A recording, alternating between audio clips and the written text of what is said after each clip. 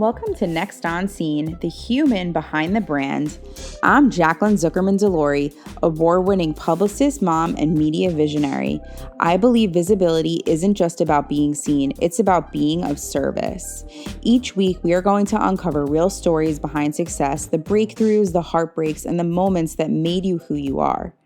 Because the truth is, the more we allow ourselves to be human, the more powerful our impact becomes. This is where visibility meets legacy. This is Next On Scene. Welcome to Next On Scene. I am so excited for the first official episode to be with my partner in crime, Andrew Delory, who's been with Next On Scene since day one, and now we're 10 years in, and we're officially having a video show. Andrew, you are an amazing real estate lawyer, you own a brokerage, you're an amazing husband and dad, and I'm so excited to have you on. Thank you for being on today. I'm so excited to be here, the new revamped podcast. I know. So let's first talk about how did you fall into the world of real estate law? How did that even come about in your journey? So my dad is a lawyer, and he focuses in real estate now at this point in his career. There was never really my intent to work together with him, but when I graduated from college, it was the recession, 2009, and I couldn't get a job. So I got a job working as a paralegal at a law firm, and very quickly realized that I really wanted to be a lawyer and not a paralegal. So then I started in law school at night when I worked during the day, and then I got laid off, and I became, working. I started working for my dad. And then still going to school at night, and 15 years later, here we are together. Unreal. So crazy. Time flies, huh? Yep. I think we've been together 13 years, right? Yep. Crazy. So, okay, that aside, I want to talk and commend you for being open today and sharing, but part of your journey, you actually went through a traumatic brain injury. And with that, I feel like all the success that you have been through since that point, putting yourself through law school, the healing process, how did that shape you into the person you are today? I think the biggest thing is when you're fortunate enough to survive the type of injuries that I suffered, you have to do an inventory about your life just in general. What am I doing? What choices am I making? Who am I spending my time with?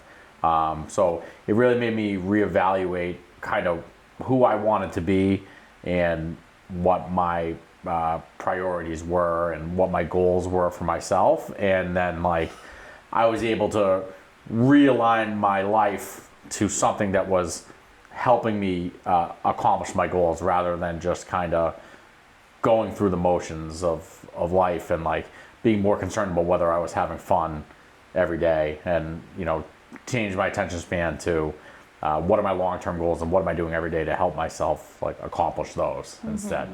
I just commend you for sharing that because I think you're going to inspire a lot of people who go through traumatic things, that you can show up and still be confident and inspire others and work day to day and love your life for what you have, right? Yes. So I think that's really important. Yeah, when you get a second chance, sometimes you feel like you don't deserve it, you don't know why you got it, but I just feel like I owed it to myself. I owed the people in my life to change my decisions for the better. And the outcome of my whole life has been better as a result of the hard lessons I had to learn through that process. Mm-hmm. I commend you a lot. I think that's really inspiring. So now I want to go more to obviously balancing being a dad. This is a newer part of your life, which now you're also a soccer coach and we have an awesome furry daughter. And how do you, if there even is such a thing of work-life balance, but what advice do you have for dads or men who want to become fathers, if they are concerned about their jobs and being good parents and all of those things? It's hard to explain what it feels like to be a dad every day, to have the pressure of feeling like you need to be the provider for your family, and then at the same time trying to give your children and your family the time they deserve. There's just never enough time in the day to give 100% to either of those things. And what I've really realized is, especially now that our son has gone up, like he's almost 4 already, and like I feel like he was just born. So, it's really helped me learn to slow down the work aspect of things a little bit, and like give him 45 minutes of time after school, and then like work late at night if I have to make up the work there. Like, you can't hang out with your kids at midnight. Like, and I didn't want them to go through the whole day without seeing their dad. So I make it paramount that I'm around for them for the important times of the day that they need me. They have the opportunity to see me, and the trade to that is sometimes it's late nights and stressful and hard work. But like, being the dad and being a husband is my priority at this point in my life. And like, it's okay as a dad. Like I said, it's the constant battle of being a dad, and I'm just accepting that if all I do is work right now, and then my kids are 25, I'm gonna miss all these windows of time that I have with them right now, and I'm not willing to miss those windows of time. Mm-hmm. And what was a moment for you that like rocked your world, that you were like, I need to change something, like something in my life needs to change for the better?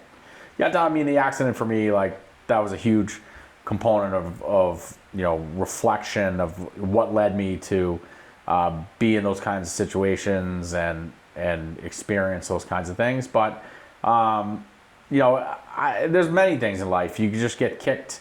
You get kicked down in life all the time, and you have to pick yourself back up. And that's a never-ending battle. It's always something new. Now it's developed. Now it's something related to parenting. It's something related to being a husband. Something related to work. Like, there's so many lessons of that. I just think that the most important thing every day is that you're doing something that makes you happy.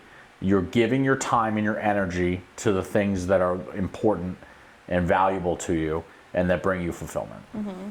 I love that. So what's a takeaway today that you can start doing to make your day fulfilled? Honestly, I think like what I'm dealing with right now personally is that I don't take very good care of myself.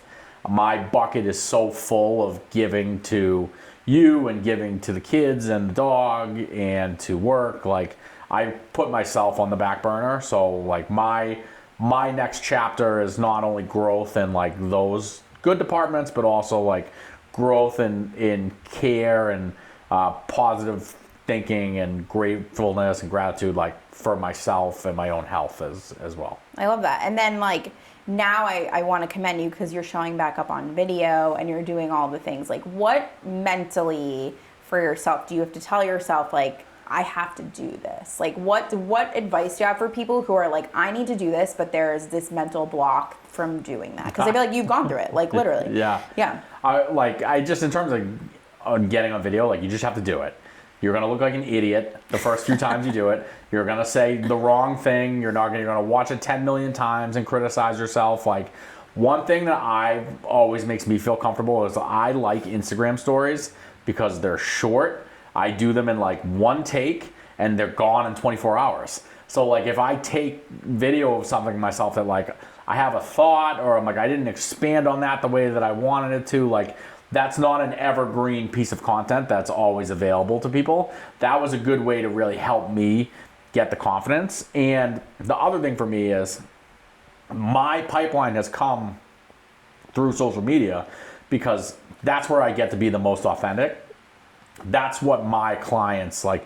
That's what my clients gravitate to that. Mm-hmm. They're like, he's like me, he's married, he has kids, he's struggling through things. Like, that's what my life looks like too now. And it's a good place for me to meet clients where they come in and it feels like we already know each other. And I've never even shaken their hand before. And they like know all these things about me because they're like watching me go through life and experience things. And that it's a very deep connection. And it's something that you can't establish unless you just put the camera on and start talking. Mm-hmm. I love the advice too of the short videos because I think it builds the confidence to then actually leave it on your like feed. Yeah, it's like that 15-minute video is so hard to accomplish. It takes so much perfection and you put so much money into it. Like, put the selfie camera on and do an Instagram story for 20 seconds when you look like crap, and like just be confident to post it up, and then the next day it's easier to do it again. I love it. So I think I have everything that I need. Thank you. Awesome. So how can people follow you, get in touch, reach out? Definitely. So I'm at Delory Law on all socials. You can email me, just send me a DM. I run the accounts. That's the best way to get me. Oh, he winked at the camera.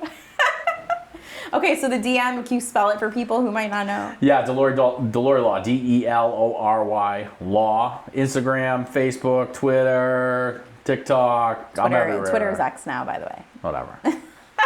But DM it. Thank you. Instagram, it goes down in my Instagram stories every day. It does. And Andrew's not just, he's hilarious. Like, you're going to go there for some laughs as well. Yeah, seriously. I try to make it entertaining. I try to make it educational, but like, I have to be myself at the same time. Like, take me or leave me. Like, this is, no matter what, you're going to get me, and you're going to get me unfiltered and authentically myself every day. And I'm not everybody's speed. And like, one thing I learned in my life is like, that's okay. The people that are meant to be with me and my clients and my friends, like, they're there with me. So thank you. I'm here to give you your red carpet moment. So follow us on all our podcast channels, on any stream from iHeartRadio, Spotify. If you just type in Next on Scene, the human behind the brand, or you can also follow us on all our social media channels at Next on Scene. Feel free to come on this journey with us. Your say is very impactful as an audience member. So come along for the ride, and we are gonna all evolve together. And we can't wait for you to see who's next on scene.